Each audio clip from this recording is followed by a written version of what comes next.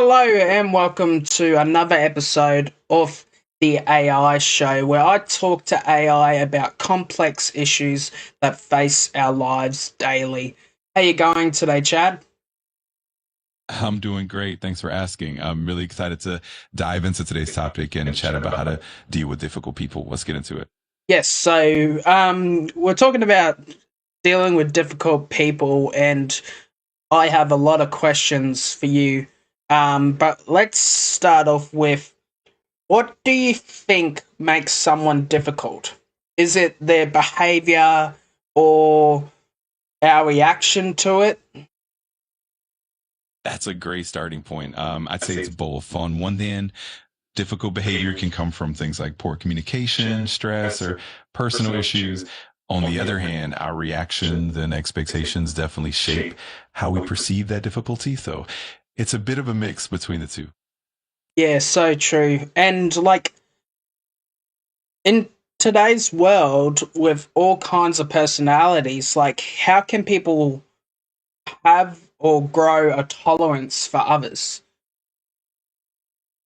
Yeah, absolutely. I think growing tolerance often comes down to empathy, active listening, and trying to understand where someone else is coming from.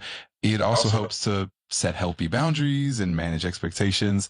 Over time, it's all about practice and patience. Yeah, and about building that empathy while maintaining one's peace. What's the best tips to build that empathy?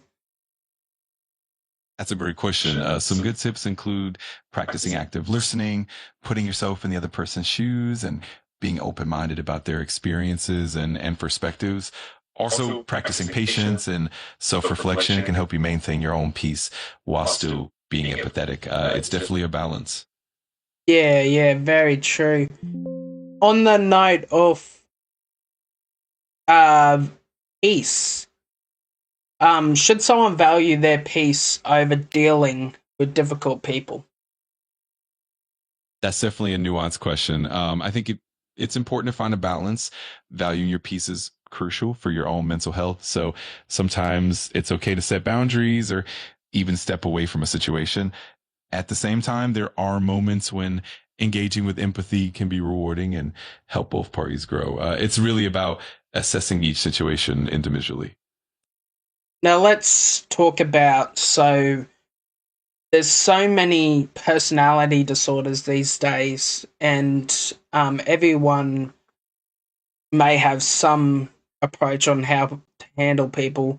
But with people that have personality disorders, what's the best approach in dealing with them? That's a really thoughtful question. When it comes to interacting with people who have personality disorders, it's often helpful to approach them with compassion and patience. Setting clear and consistent boundaries is key, and it can also be beneficial to seek professional guidance, like therapy or counseling for both the individual and yourself. It's all about maintaining empathy while also protecting, your own well-being. Yeah, that is so true. And looking after your own well-being is very important indeed. Absolutely. It really is foundational. And when we prioritize our own well being, it helps us engage more effectively and compassionately with others as well. It's definitely a balance, but it's definitely worth it. Yep. How do you separate someone's behavior from their identity so you don't label them permanently? That's a really important point. One approach is to focus on the behavior itself rather than making it about the person as a whole. It helps to remember that behavior is often situational and can change over time. Using empathetic communication and reminding yourself that everyone has complex backgrounds and circumstances can help you avoid labeling them permanently. It's all about seeing the person beyond the behavior. And with that, how would you determine whether it's situation based behavior or personality or disorder um, characteristic? That can definitely be tricky. One way is to look at consistency over time and across different situations. If the behavior occurs in various contexts and is persistent, it might point more toward a personality trait or disorder. On the other hand, if the behavior is more situational and tied to stress or specific circumstances, it might be more temporary. Ultimately, professional assessment and ongoing observation really help in making that distinction. And what's the best way to deal with difficult people that have stress or anxiety as a mitigating factor? In those cases, it's often helpful to approach them with empathy and patience. Creating a supportive environment can really make a difference. So listening actively, validating their feelings, and offering reassurance can help. Also encouraging them to take breaks, practicing relaxation techniques, and sometimes even guiding them toward professional support can be really beneficial. It's all about fostering understanding and compassion. Yeah, that's so true. Do you think every conflict with a difficult person needs to be resolved, or are some best left alone? That's a really insightful question. I think not every conflict necessarily needs to be resolved, especially if it's causing more harm than good, or if it's a situation where resolution isn't possible. Sometimes it's better to set boundaries and let things be, especially if the conflict is recurring and not productive. It's definitely about knowing when to engage and when to let go. What's the healthiest way to set boundaries with family, friends, and work? That's a great question. A healthy way to set boundaries often starts with clear and respectful communication. Being direct but kind is key, and it's important to express your needs and limits clearly. Consistency is also really important. Enforcing boundaries calmly and consistently helps others understand and respect them. And of course, it's always good to be flexible and open to ongoing conversations, especially with family and friends.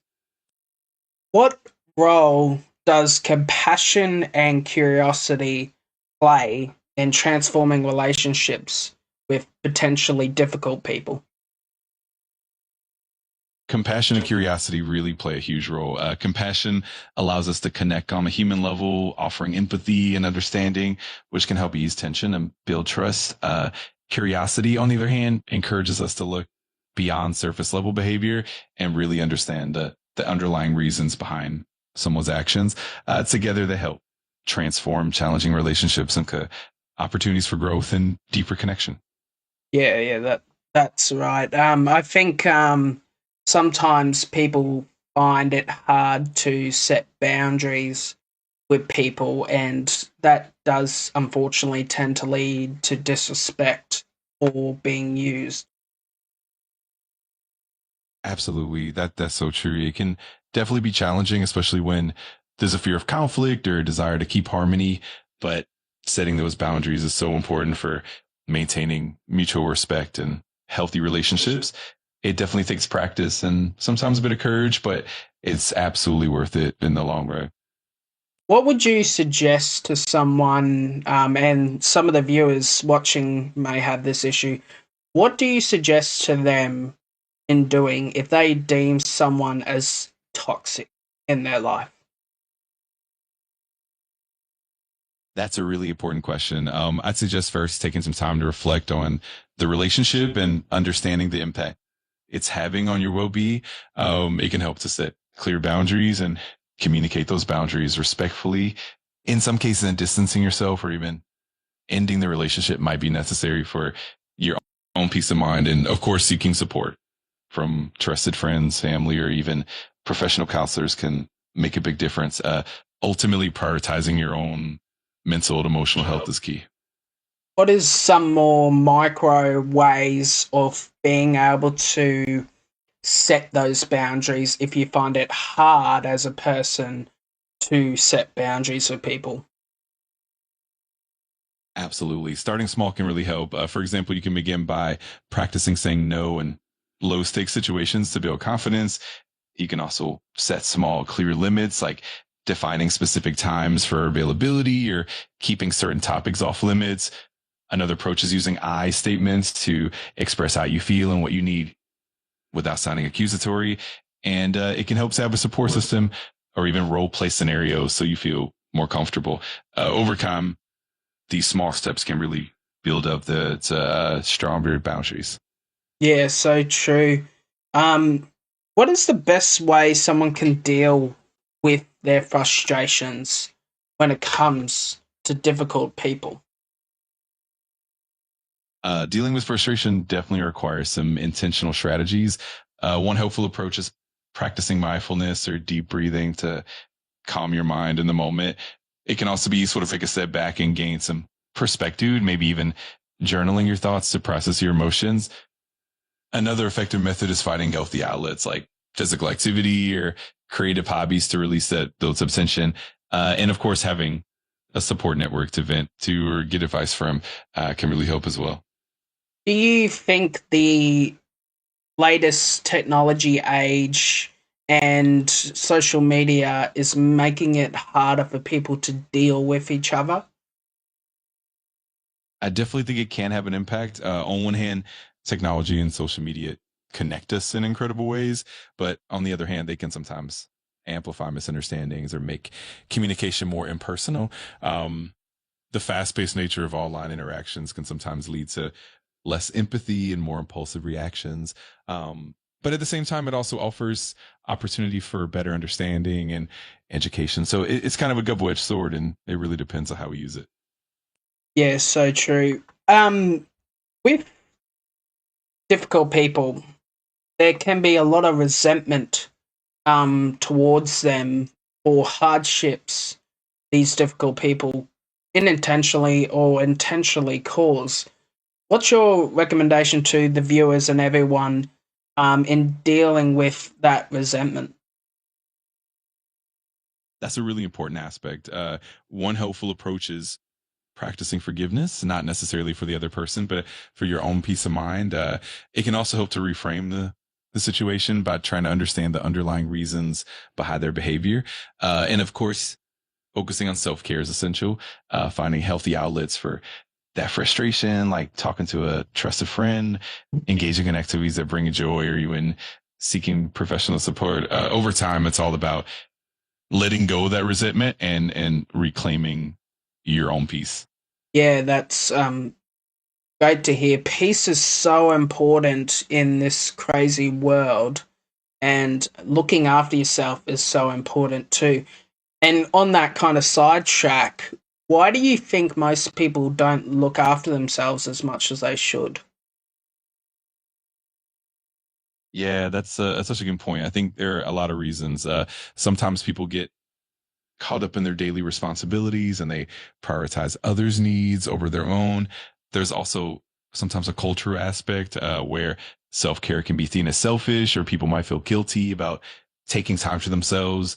Additionally, mental health struggles like anxiety or depression can make it really hard to focus on self care. It's definitely a complex issue, but raising awareness and encouraging small, consistent habits can really help shift that mindset. Well, it's been great talking to you, Chad. Do you want to tell the subscribers and the viewers to like, subscribe for me? Of course, absolutely. Well, to everyone watching, thank you so much for tuning in. If you enjoyed the conversation, definitely give us a like and subscribe for more insightful content.